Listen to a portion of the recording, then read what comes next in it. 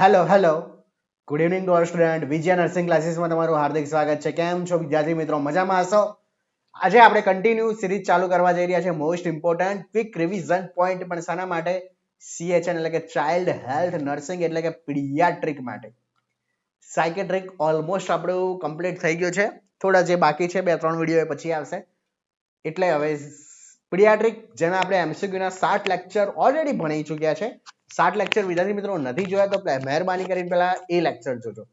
તો જોઈ લઈએ વન બાય વન. પહેલું આવશે TOF એટલે કે TOF નો મીનિંગ શું આવશે વિદ્યાર્થી મિત્રો? ટેટ્રોલોજી ઓફ ધ ફેલોટ છે શું? It is the cyanotic congenital heart disease છે. કયો છે વિદ્યાર્થી મિત્રો? Cyanotic congenital heart disease in which એની અંદર શું જોવા મળશે? રાઇટ ટુ લેફ્ટ શન્ટિંગ જોવા મળે છે. શું જોવા મળે છે? રાઇટ ટુ લેફ્ટ શન્ટિંગ જોવા મળે છે. And it is the combination of the શું combination જોવા મળે છે વિદ્યાર્થી મિત્રો? combination of the four major heart defect. યાદ રાખજો TOF ની અંદર શેની અંદર? TOF ની અંદર કેટલી ડિફેક્ટ જોવા મળે છે હાર્ટની? 4 ડિફેક્ટ જોવા મળે છે. યાદ રાખજો કેટલી? 4. કઈ? તો પહેલું આવશે VSD એટલે કે ventricular septal defect. Second one is the pulmonary valve stenosis. Third one is the overriding of the aorta. અને fourth one is the right ventricular hypertrophy. તો યાદ રાખજો વિદ્યાર્થી મિત્રો, TOF ની અંદર શું? પહેલા તો મીનિંગ સમજી લો, આપણે હાઇલાઇટ જોડે જોડે કરતા રહીશું. TOF એટલે શું વિદ્યાર્થી મિત્રો? Tetralogy of Fallot. ક્લિયર? પહેલો સેન્ટેન્સ ક્લિયર? કયો ડિસીઝ છે? સાયનોટિક છે. કયું સેન્ડિંગ જોવા મળશે? Right to left. કેટલો ડિફેક્ટ જોવા મળશે? 4. કઈ?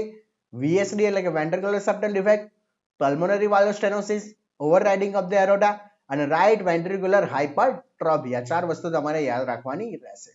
ચલો નેક્સ્ટ વિદ્યાર્થી મિત્રો, immediately action by the nurse after the birth of the baby is the clear the mucus firstly into the mouth, then secondly the nose, which can help the baby breathe easily and can prevent the aspiration of the mucus also.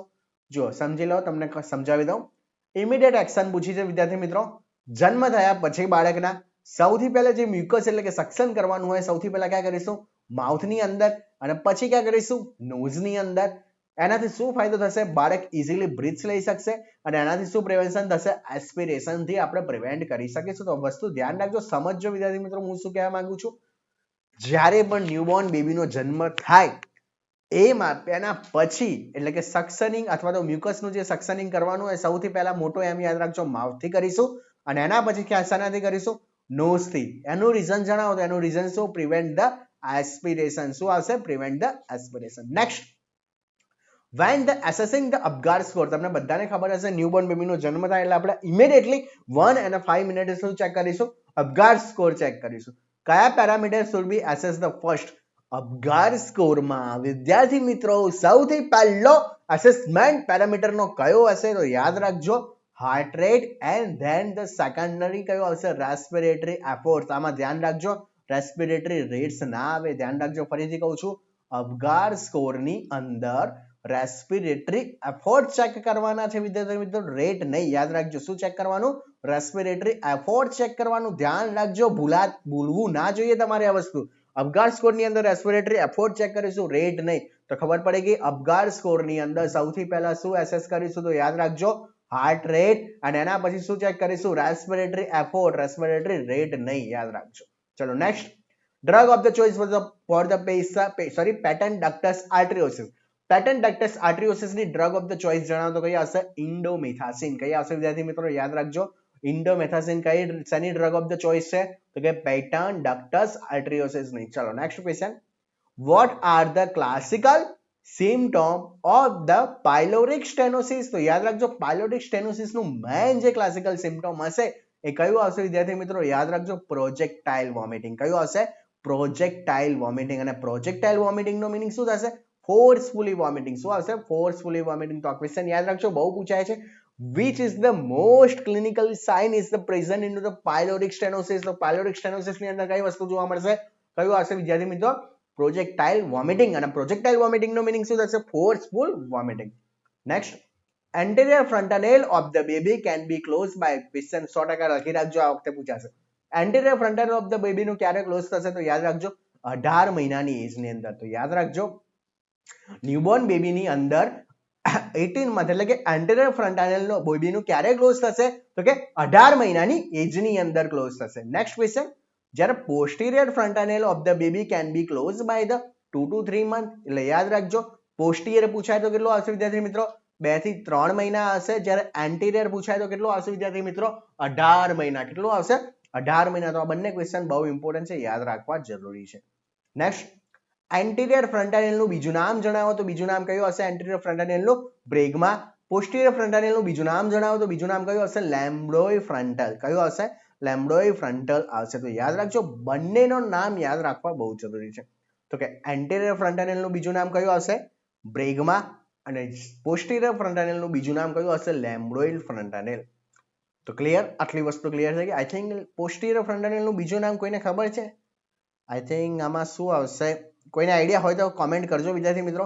પોસ્ટિરિયર ફ્રન્ટાનેલનું બીજું નામ જણાવો. શું આ સાચું છે કે ખોટું છે? મેં લખ્યું છે સાચું છે કે ખોટું છે વિદ્યાર્થી મિત્રો જણાવશો મને. યસ, આ સાચી વસ્તુ છે. યાદ રાખજો, કયું આવશે?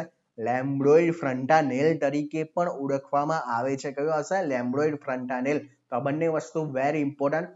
એન્ટિરિયર ને બ્રેગમા, પોસ્ટિરિયર ને કયું કહેવામાં આવશે? લેમ્બડોઇડ ફ્રન્ટાનેલ. ચલો વિદ્યાર્થી મિત્રો, નેક્સ્ટ જોઈશું આપણે. બલ્જિંગ ફ્રન્ટાનેલ શેનો સાઇન છે? તો કે હાઇડ્રોકેફેલસ અથવા સિફેલસ અને ઇન્ક્રીઝ આઈસીબી. જો આઈસીબી વધેલું હોય અને હાઇડ્રોસિફેલસની કન્ડિશનમાં બલ્જિંગ ફ્રન્ટાનેલ જોવા મળે છે. અને સંકલ ફ્રન્ટાનેલ શેનો સાઇન છે?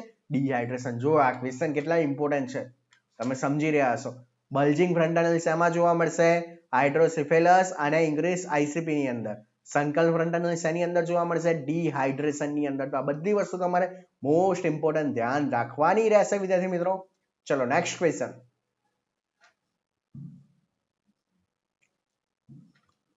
After the closure of the foramen ovale, જ્યારે પણ ફોરામેન ઓવલ ક્લોઝ થશે તેનું નામ શું થઈ જશે? હવે ફોસા ઓવેલિસ. શું કહેવાશે વિદ્યાર્થી મિત્રો? હવે એનું નામ કયું હશે? ફોસા ઓવેલિસ તરીકે ઓળખવામાં આવે છે. જન્મ બાદ જે ફોરામેન ઓવલ શું થઈ જશે? ક્લોઝ થઈ જશે. તો એને શું કહીશું? ફોસા ઓવેલિસ.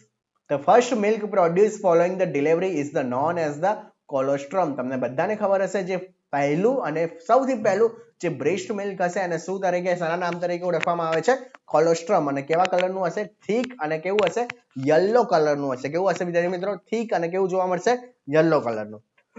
Milk secreted at the beginning of the feeding, એટલે શરૂઆતમાં જે ફીડિંગ ટાઈમે જે મિલ્ક આવે એનું શું કહેવાશે? આપણે ફોર મિલ્ક તરીકે ઓળખવામાં આવે છે.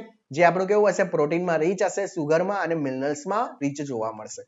Milk secreted at the end of the feeding, જો ભૂખ સંતોષાઈ જાય તો એ કયું મિલ્ક કહેવાય? તો યાદ રાખજો, કયું આવશે? Hind milk. અને હિન્ડ મિલ્ક કેવું હશે? Rich into the fat and the more calorie. કઈ ઇમ્યુનોગ્લોબ્યુલિન પ્રેઝન્ટ હશે હ્યુમન મિલ્કની અંદર? તો IgA. અને કઈ immunoglobulin can cross the placenta, એટલે પ્લેસેન્ટાને ક્રોસ કરશે? IgG. યાદ રાખજો બંને વસ્તુ. નેક્સ્ટ, એક્સક્લુઝિવલી બ્રેસ્ટ ફીડિંગ ક્યાં સુધી આપણે પ્રોવાઈડ કરી શકીએ? તો સૌથી પહેલા યાદ રાખજો, 6 મહિના સુધી માત્ર ને માત્ર શું કરવાનું? માતાનું સ્તનપાન એટલે કે દ્રાવણ આપવાનું હોય છે. કોમ્પ્લિમેન્ટરી ફીડિંગ ને આપણે ક્યારે સ્ટાર્ટ કરીશું? 6 મંથ ઓફ ધ એજ, એટલે કે 6 મહિના પછી કોમ્પ્લિમેન્ટરી. 6 મહિના પહેલા શું આવશે આપણું વિદ્યાર્થી મિત્રો? Exclusively breast feeding. અને એક્સપ્રેસ જે બ્રેસ્ટ મિલ્ક છે કેન બી સ્ટોર કેટલા ટેમ્પરેચરે કરીશું? Room temperature. More than how many hours? તો યાદ રાખજો 4 થી 6 કલાક સુધી. કેટલા વિદ્યાર્થી મિત્રો? 4 થી 6 કલાક સુધી આપણે શું કરીશું? એને શું કરી શકીશું? આપણે સ્ટોર કરી શકીશું. તો ફરીથી એકવાર હું કરાવી દઉં, યાદ રાખજો. બ્રેસ્ટ ફીડિંગ નામ પહેલું જે મિલ્ક હશે એને શું કહીશું? કોલોસ્ટ્રમ. કેવું લખાશે? થીક અને યલો કલર. ફોર મિલ્ક એ છે શું? શરૂઆતનું જે બિગિનિંગ ઓફ ધ ફીડિંગ હશે એને શું કહીશું? Foremilk. Milk secreted at the end of feeding શું કહીશું આપણે? Hind milk. કેવું હશે? ફેટમાં અને કેલરીમાં વધારે હશે. કઈ ઇમ્યુનોગ્લોબ્યુલિન પ્રેઝન્ટ હશે હ્યુમન મિલ્કમાં? IgA. કઈ ઇમ્યુનોગ્લોબ્યુલિન પ્લેસેન્ટાને ક્રોસ કરશે? IgG. એક્સક્લુઝિવ બ્રેસ્ટ ફીડિંગ એટલે શું? 6 મહિના સુધી માત્ર ને માત્ર માતાનું ધાવણ. કોમ્પ્લિમેન્ટરી અથવા તો વિનિંગ ડાયટ શું કહેવાશે? 6 મહિના પછી જે આપણે ખોરાક આપીએ એ. એક્સપ્રેસ જે બ્રેસ્ટ મિલ્ક છે આપણે શું કરીશું? રૂમ ટેમ્પરેચરે આપણે રાખીશું. કેટલા કલાક સુધી? તો યાદ રાખજો up to the 4 to 6 hours. ચલો નેક્સ્ટ.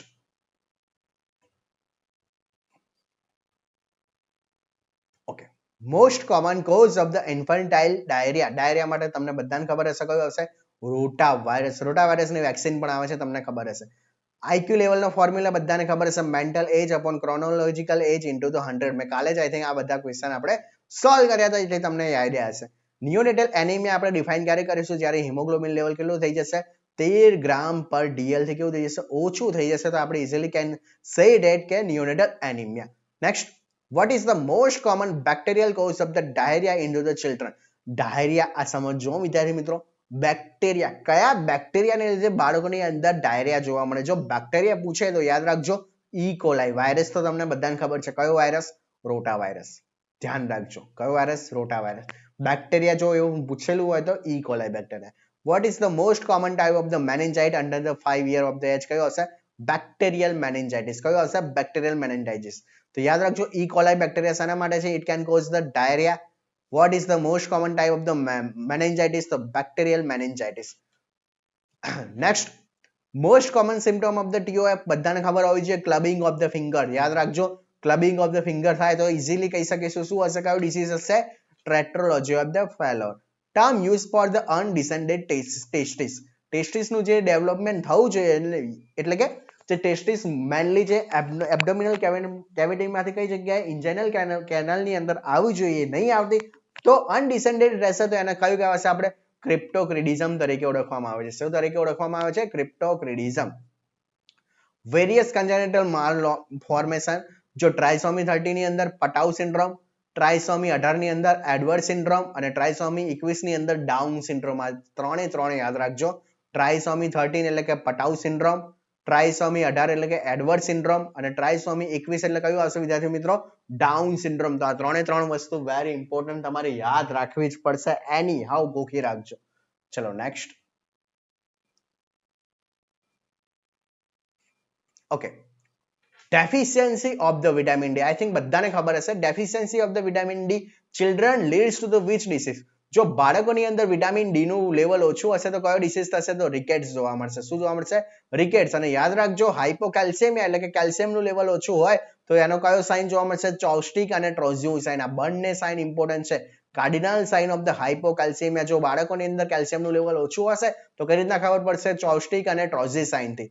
જ્યારે પણ આપણે ટેમ્પરેચર લઈએ છીએ કયા રૂટથી? એક્સિલરી રૂટથી, ત્યારે thermometer should be kept inside for the 3 minutes. યાદ રાખજો થર્મોમીટર છે એક્સિલાની અંદર વિદ્યાર્થી મિત્રો રાખવાનું હોય છે એ કેટલા મિનિટ સુધી રાખી શકીએ આપણે? 3 મિનિટ સુધી.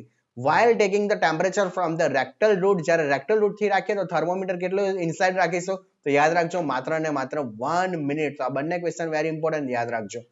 Next, what is the best and the most parameter for the measuring the drug doses for the children? તો યાદ રાખજો weight ને આપણે કન્સિડર કરીશું શાના માટે? ઇમ્પોર્ટન્ટ પેરામીટર છે, એનાથી આપણે મેઝરિંગ શું કરીશું? ડ્રગના ડોઝીસ આપણે મેન્ટેનિંગ કરીશું. ચલો નેક્સ્ટ. નાના બાળકોની અંદર ક્રાઉલિંગ એટલે પેટે ગળીને જે બાળક ચાલતું હોય ક્યારથી ચાલુ કરશે? 8 થી 9 મહિનાનું. એટલે યાદ રાખજો 8 થી 9 મહિનાનું જો બાળક હોય એ શું ચાલુ કરશે? પેટે ગળીને ચાલવાનું સ્ટાર્ટ કરશે. expected weight of the 1 year old child, 1 વર્ષના બાળકની અંદર when the birth weight is the 3.5 kg. સમજી લેજો બાળક જન્મ્યું ત્યારે એનું વજન કેટલું છે? 3.5 એટલે કે 3.5 કિલો છે. તો એનું 1 વર્ષે કેટલું થાય? હંમેશા યાદ રાખજો 1 વર્ષે બાળકનું વજન 3 ગણું થશે. કેટલું થશે?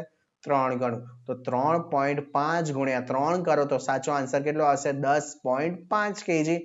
અને 3 થી 4 મહિનાની એજમાં કેટલું થઈ જશે? ડબલ થઈ જશે. સોરી 4 થી 5 ની અંદર અને ટ્રિપલ કેટલું થઈ જશે? 1 વર્ષની અંદર બાળકનું વેટ કેટલું થઈ જશે? 3 ગણું થઈ જશે. તો ખબર પડી ગઈ વેટ જન્મ સમયે કેટલું છે? 3.5. તો 1 વર્ષે કેટલું થઈ જશે? 10.5. ગણતા આવડી ગયું ને? યસ. કયો દાંત સૌથી પહેલા બાળકની અંદર જોવા મળે છે? તો યાદ રાખજો લોઅર સેન્ટ્રલ ઇન્સિઝર. યાદ રાખજો વેરી ઇમ્પોર્ટન્ટ. કયો દાંત એવો છે કે જે સૌથી પહેલા બાળકની અંદર જોવા મળે? તો યાદ રાખજો લોઅર સેન્ટ્રલ ઇન્સિઝર. કયો આવશે? Lower central incisor. Next, Asperger syndrome. કયો સિન્ડ્રોમ વિદ્યાર્થી મિત્રો? Asperger syndrome. It is the development delay જોવા મળે છે. It is the type of the autism spectrum disorder. તમારે શું યાદ રાખવાનું? અસ્પર્ગર ડિસઓર્ડર જ્યારે બી આવે ત્યારે સમજી લેવાનું એક એવો ડિસઓર્ડર છે ડેવલપમેન્ટ ડિલે થયેલું હશે બાળકની અંદર અને ઓટિઝમ સ્પેક્ટ્રમ ડિસઓર્ડર છે. ચલો વિદ્યાર્થી મિત્રો નેક્સ્ટ આગળ જોઈશું. હવે આપણે what is the first sign of the puberty into the male? મેલની અંદર સૌથી પહેલા જે પ્યુબર્ટીનો સાઇન જોવા મળે કયો આવશે? ટેસ્ટિસ એન્લાર્જમેન્ટ. કયો જોવા મળશે વિદ્યાર્થી મિત્રો? ટેસ્ટિસનું એન્લાર્જમેન્ટ. જ્યારે ઓપોઝિટમાં જો પૂછાય તો કે what is the first sign of the puberty into the કઈ જગ્યાએ? ફિમેલ્સની અંદર. તો યાદ રાખજો કયો હશે? Breast enlargement. અથવા બંને ક્વેશ્ચન વેરી ઇમ્પોર્ટન્ટ. પ્યુબર્ટીના સાઇન તરીકે પૂછાઈ શકે what is the first sign of the puberty in the male તો મેલની અંદર ટેસ્ટિસનું એન્લાર્જમેન્ટ, જ્યારે what is the first sign of the puberty in the females તો ફિમેલ્સની અંદર કયો હશે બ્રેસ્ટ એન્લાર્જમેન્ટ. તો બંને વસ્તુ યાદ રાખજો. અકોર્ડિંગ ટુ ધ ઇરેક્શનની જે થિયરી આપી એ પ્રમાણે જે ઇરેક્શને કઈ આપી સાયકોસોશિયલ ડેવલપમેન્ટ થિયરી, એમાં શું કહ્યું what is the development task for the toddler માટેનું ડેવલપમેન્ટ ટાસ્ક જણાવો તો કયો હશે ઓટોનોમી ઓર તો કયો હશે સેમ ઓર ડાઉટ. એની આખી થિયરી અલગ જ છે, આપણે ટાઈમ છે નહીં અત્યારે, પણ જ્યારે ટાઈમ મળશે ત્યારે આખી થિયરી સમજાવીશ. તો ઇરિક્સનની કઈ સાયકોસોશિયલ થિયરી, એમાં ડેવલપમેન્ટ તરીકે ટાસ્ક જે ટોડલરનો આપવામાં આવે કયો હશે ઓટોનોમી વિશેષ સેમ ઓર ડાઉટ, એટલે કે કઈ ક્વેશ્ચન અથવા તો કઈ સોલ્વ કરવા આપીએ જો ના કરી શકે તો પોતાનામાં સેમ અનુભવશે. કમ્પોનેન્ટ ઓફ ધ અપગાર સ્કોર બધાને ખબર હશે હાર્ટ રેટ, રેસ્પિરેટરી એફોર્ટ્સ, આ ધ્યાન રાખજો રેસ્પિરેટરી એફોર્ટ્સ, ટોન્સ, રિફ્લેક્સિસ અને લાસ્ટમાં કયો હશે કલર. યાદ રાખજો કયો હશે heart rate, respiratory effort, tone, reflexes and the colour. Next, when will the disappear rooting reflexes in the children? 3 થી 4 મહિનામાં બાળકમાં રૂટિંગ રિફ્લેક્સિસ નું કેવું થઈ જશે ડિસઅપીયર જોવા મળે છે. કેટલા મહિનામાં અંદર વિદ્યાર્થી મિત્રો યાદ રાખજો 3 થી 4 મહિનાની અંદર. Next, which neonatal reflex electrified by the touching the cheeks of the baby? કયો રિફ્લેક્સિસ એવો છે જ્યારે આપણે ટચ કરીશું ચીક ઉપર તો બાળક શું થશે એનું સ્ટિમ્યુલેશન પ્રોવાઈડ કરશે. તો યાદ રાખજો કયો રિફ્લેક્સિસ આવશે વિદ્યાર્થી મિત્રો રૂટિંગ રિફ્લેક્સિસ. કયો આવશે રૂટિંગ રિફ્લેક્સિસ.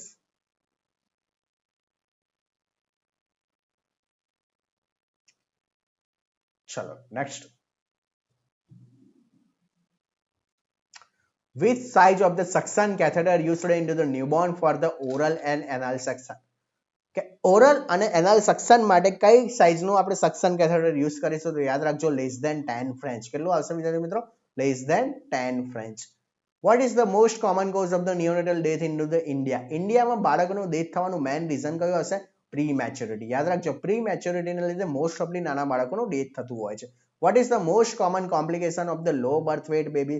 લો બર્થ વેટ બેબીની મોસ્ટ કોમન કોમ્પ્લિકેશન જણાવો તો કઈ આવશે રેસ્પિરેટરી ડિસ્ટ્રેસ. કઈ આવશે વિદ્યાર્થી મિત્રો respiratory distress.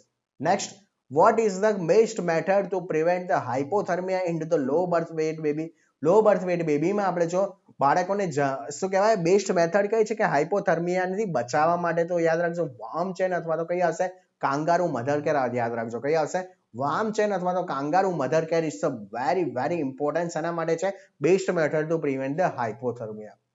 How much calorie is the need for the LBW babies? એટલે કે લો બર્થ વેટ બેબીઝમાં કેટલી કેલરી જરૂર પડે છે તો યાદ રાખજો 120 થી 140 કિલો કેલરી પર કેજી પર ડે. યાદ રાખજો કેટલો હશે 120 થી 140 kilo calorie KG per day. How much calorie is the needed for the term baby? તો કેટલી હશે 100 થી 120 કિલો કેલરી પર KG per day. What is the normal resting heart rate of the newborn baby? Resting ટાઈમમાં કેટલો હશે 120 થી 160 breath per minute. What is the normal respiratory rate of the newborn baby? ખાલી નોર્મલ પૂછે તો કેટલું હશે 40 થી 60 બ્રેથ પર મિનિટ. યાદ રાખજો રેસ્પિરેશન રેટ પણ 40 થી 60 અને હાર્ટ રેટ કેટલો આવશે વિદ્યાર્થી મિત્રો 120 થી 160 breath per minute.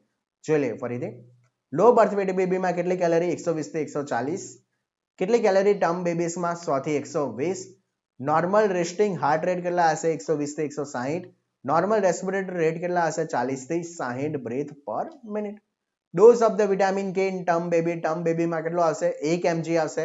Dose of vitamin K in the preterm baby less than 1000 gram આવશે એટલે કે 0.5 mg. તો બંને ક્વેશ્ચન ઇમ્પોર્ટન્ટ છે. વિટામિન કે નો ડોઝ કેટલો આવશે 1 mg ટર્મ બેબી, પ્રીટર્મ હશે તો લેસ ધેન 1000 ગ્રામ એટલે કે 0.5 mg એટલે કે અડધો કરી નાખ્યો. ચલો બેબી જન્મ્યું છે 37 વીક પહેલા તો એ શું આવશે પ્રીટર્મ. નોર્મલી ડિલિવરી કેટલા વીકમાં થવી જોઈએ 37 થી 39, સોરી કેટલું હશે વિદ્યાર્થી મિત્રો 37 થી 42 હશે. Okay, root of the administration of the vitamin K in newborn બેબીમાં vitamin કે IM આપીશું. જો નાના બાળકોનો 37 થી 40 વીકની અંદર જન્મ થયો તો કેવું આવશે ટર્મ બેબી એટલે કે 37 થી 40 આવશે. અહીંયા લખી દઉં છું કેટલું 37 થી 40, અને જો 40 થી ઉપર એટલે કે 42 થી ઉપર હશે તો પોસ્ટર્મ. કયું આવશે પોસ્ટર્મ.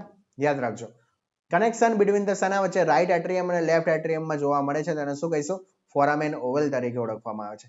જ્યારે ડક્ટસ વેનોસિસ નો ક્લોઝિસ થાય છે તેને શું કહીશું લિગામેન્ટમ વેનોસમ તરીકે ઓળખવામાં આવે છે. જોઈ લઈએ ફરીથી ન્યૂબોર્ન બેબી જો 37 વીક પહેલા જન્મ થાય છે તો એનો પ્રીટર્મ કહીશું. વિટામિન કે નો ડોઝ સોરી રૂટ કયો આવશે IM આવશે. જો ન્યૂબોર્ન બેબીનો જન્મ 37 થી 40 વીકે હશે તો ટર્મ બેબી કહીશું.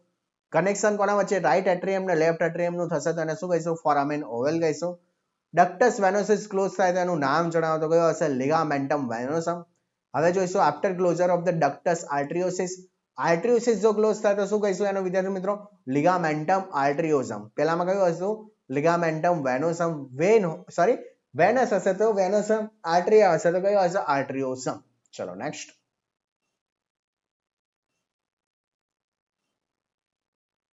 સોરી એક જ મિનિટ ઉપર ઓકે ચલો next after normal birth of the baby એટલે કે નોર્મલ બેબીનો જન્મ થયો છે તો બ્રેસ્ટ ફીડિંગ આપણે ક્યારે સ્ટાર્ટ કરીશું યાદ રાખજો વિધિન હાફ એન અવર બહુ કન્ફ્યુઝ થાય છે સ્ટુડન્ટો વિધિન હાફ એન અવર ની અંદર બ્રેસ્ટ ફીડિંગ ચાલુ કરીશું શામાં નોર્મલ ડિલિવરીમાં શાની અંદર નોર્મલ ડિલિવરીમાં સિઝેરિયન સેક્શન પૂછાય તો યાદ રાખજો 4 કલાક કેટલું હશે સિઝેરિયન સેક્શન જો પૂછાય તો કેટલું હશે 4 કલાક આ બંને ક્વેશ્ચન યાદ રાખજો જો નોર્મલ ડિલિવરી થઈ છે તો બ્રેસ્ટ ફીડિંગ આપણે 30 મિનિટની અંદર but after the caesarean section of the delivery breast feeding should be started within the 4 hour as soon as the possible after the suppress the effect of the anesthesia કેમ કે caesarean સેક્શનમાં શું આપેલું હશે આપણે એનેસ્થેસિયા તો એની effect suppress થઈ જાય એના પછી આપણે શું કરી શકીશું આપણે બ્રેસ્ટ ફીડિંગ કરી શકીશું તો after caesarean delivery of the breast feeding should be started within the 4 hour as soon as the possible after the suppress the effect of the anesthesia ચલો next what is the normal temperature of the delivery room 25 થી 28 degree Celsius બાળકની અંદર કયો disease જોવા મળે છે પ્રોટીનની ડેફિશિયન્સીથી તો ક્વાસ્યોકોર કયો હશે ક્વાસ્યોકોર ફ્લેક્સ સાઇન કેરેક્ટરિસ્ટિક ફીચર છે શેનો તો યાદ રાખજો ક્વાસ્યોકોર યાદ રાખજો ફ્લેક્સ સાઇન શેની અંદર જોવા મળે છે તો શેની અંદર જોવા મળે છે યાદ રાખજો વિદ્યાર્થી મિત્રો ક્વાસ્યોકોરની અંદર અને ક્વાસ્યોકોરનો મીનિંગ શું શેની ડેફિશિયન્સી જોવા મળશે પ્રોટીનની ડેફિશિયન્સી જોવા મળશે which vitamin is the also known as the anti-effective vitamin તરીકે કોને ઓળખવામાં આવે છે વિટામિન એ ને ફરીથી જોઈ લઈએ નોર્મલ ટેમ્પરેચર ડિલિવરી રૂમનું કેટલું હશે 25 થી 28 ડિગ્રી સેલ્સિયસ બાળકની અંદર કયો ડિસીઝ જોવા મળે છે પ્રોટીનની ઉણપને લીધે ક્વાસ્યોકોર ફ્લેક્સ સાઇન્સ એની અંદર જોવા મળે છે ક્વાસ્યોકોરની અંદર વિટામિનનું એન્ટી ઇફેક્ટિવ તરીકે કયા વિટામિનને ઓળખવામાં આવે છે વિટામિન એ ચલો નેક્સ્ટ વિટામિન B12 ડેફિશિયન્સી એનિમિયાને કયું નામ તરીકે ઓળખવામાં આવે છે મેગાલોબ્લાસ્ટિક ઓઆરએસ સોલ્યુશન આપણે બનાવ્યા પછી ડિસ્કાર્ડ કેટલા કલાક પછી કરી દેવાનો તો યાદ રાખજો 24 કલાક પછી જો બનાવી દીધું છે ઓઆરએસ તો એનો 24 કલાકમાં જ આપણે એનો યુઝ કરી દેવો જોઈએ જો ના કર્યો તો એને ફેંકી દઈશું vote is the fluid of the choice for the diarrhoea તો હંમેશા ખબર હશે ORS bottle feed babies are the more prone to develop diarrhoea તો યાદ રાખજો ડાયરિયા થવા માટે બોટલ ફીડિંગ બી જવાબદાર છે વિટામિન B12 ડેફિશિયન્સી એનિમિયાનું નામ જણાવો કયો હશે મેગાલોબ્લાસ્ટિક એનિમિયા ઓઆરએસ બનાવ્યા પછી કેટલા સમય પછી એને આપણે નાખી દઈશું 24 કલાક drug of the fluid of the choice for the diarrhoea infant ORS bottle feed જો બેબીને કરાવતા હોય તો શું થવાની સંભાવના છે ડાયરિયા ક્રેમર રૂલ શેના માટે યુઝ કરવામાં આવે છે તો યાદ રાખજો જોન્ડિસ એટલે કે હાઇપર બિલિરુબિનિયા યાદ રાખજો નોર્સેટનો ક્વેશ્ચન પૂછાઈ ગયો ક્રેમર રૂલ શાના માટે અસેસમેન્ટ કરવામાં આવે છે તો યાદ રાખજો જોન્ડિસ એટલે કે hyperbilirubinaemia pathological jaundice can be occurred within pathological jaundice કેટલા કલાકમાં જોવા મળે છે 24 કલાકની અંદર ફિઝિયોલોજીકલ જોન્ડિસ ક્યારે જોવા મળે છે આફ્ટર ધ 24 hour પછી આવશે ફિઝિયોલોજીકલ પેથોલોજીકલ જોન્ડિસ શું આવશે can be cure within the 24 hours boot shaped heart શેની અંદર જોવા મળે છે તો યાદ રાખજો શેની અંદર જોવા મળે છે ટેટ્રોલોજી ઓફ ધ ફેલોટની અંદર શેની અંદર ટેટ્રોલોજી ઓફ ધ ફેલોટની અંદર which hormone is the responsible for the milk synthesis milk production માટે પૂછાય તો પ્રોલેક્ટિન અને કયો હોર્મોન રિસ્પોન્સિબલ છે મિલ્ક ઇજેક્શન તો કયો આવશે ઓક્સિટોસિન આ બંને વસ્તુ યાદ રાખવાની છે તમારે જોઈ લો pathological jaundice can be occurred ક્યારે જોવા મળે છે વિધિન 24 hours ફિઝિયોલોજીકલ જોન્ડિસ ક્યારે જોવા મળે છે after 24 hours boot shaped heart શેની અંદર જોવા મળે છે કઈ ડિફેક્ટની અંદર ટેટ્રોલોજી ઓફ ધ ફેલોટની અંદર કયો હોર્મોન રિસ્પોન્સિબલ છે મિલ્ક સિન્થેસિસ માટે અથવા તો મિલ્કના પ્રોડક્શન માટે prolactin hormone next which hormone is the responsible for the milk ejection તો મિલ્ક ઇજેક્શન માટે કયો આવશે ઓક્સિટોસિન નેક્સ્ટ હવે જોઈશું કન્ટિન્યુમાં મિશન ઇન્દ્રધનુષ તમને બધાને ખબર હશે મિશન ઇન્દ્રધનુષ એ પ્રોગ્રામ શેના રિલેટેડ છે તો યાદ રાખજો it is related to immunisation which fever is the also known as the breakborn fever તરીકે આપણે એને ડેન્ગ્યુ તરીકે ઓળખવામાં આવે છે what is the most preferred intramuscular injection site into the newborn baby ની અંદર intramuscular injection site કઈ આવશે vastus lateralis muscle of the mid thigh. Length of the thermometer need to be inserted while the taking the rectal thermometer. તો thermometer કયું આવશે? કયું thermometer જરૂર છે જ્યારે આપણે રેક્ટલ ટેમ્પરેચર લેન્થનું પૂછ્યું છે. લેન્થ ઓફ થર્મોમીટર, કેટલી લેન્થ જોઈએ થર્મોમીટરની જ્યારે આપણે રેક્ટલ ટેમ્પરેચર લેતા હોઈએ રેક્ટલ થર્મોમીટર વડે? તો 1 ઇંચ એટલે કે 2.5 centimetre. Birth height of the newborn baby એટલે કે લેન્થ કેટલી? 45 થી 50. અને શાના વડે માપવામાં આવે? યાદ રાખજો, લેન્થ હંમેશા ઇન્ફેન્ટોમીટર અને જે હાઇટ હશે શાના વડે માપવામાં આવે? સ્ટેડિયોમીટર. આ બંનેમાં કન્ફ્યુઝ ના થતા. નેક્સ્ટ, ઓક્સિટોસિન હોર્મોન શાથી સિક્રેટ થશે? Posterior lobe of the pituitary gland. કયું આવશે? Posterior lobe of the pituitary gland. તો ફરીથી જોઈ લે. મિશન ઇન્દ્રધનુષ બધાને ખબર હશે શેના રિલેટેડ હશે? ઇમ્યુનાઇઝેશન. કયા ફીવરને આપણે બ્રેકબોર્ન ફીવર તરીકે ઓળખવામાં આવે છે? Dengue. What is the most preferred intramuscular injection site? કઈ હશે? Vastus lateralis muscle of the mid thigh. Length of thermometer near to the rectal thermometer તો કઈ હશે? 1 ઇંચ. બર્થ બેબી જો જન્મ થાય એના પછી એની લેન્થ કેટલી હશે? 45 થી 50. ઓક્સિટોસિન હોર્મોન ક્યાંથી સિક્રેટ થશે? Posterior lobe of the pituitary. તો વિદ્યાર્થી મિત્રો, આજનો લેક્ચર આટલો જ. બીજા રિવિઝન પોઈન્ટ હું લઈને આવીશ બીજા લેક્ચરમાં. ત્યાં સુધી મને રજા આપો. હજુ સુધી તમે મારી ચેનલ સબસ્ક્રાઇબ નથી કરી તો સબસ્ક્રાઇબ કરી દેજો, લાઈક કરજો અને શેર કરવાનું ભૂલતા નહીં. તો વિદ્યાર્થી મિત્રો, આજનો લેક્ચર આટલો જ. મળીએ બીજા લેક્ચરમાં. ત્યાં સુધી મને રજા આપો. Thank you all student.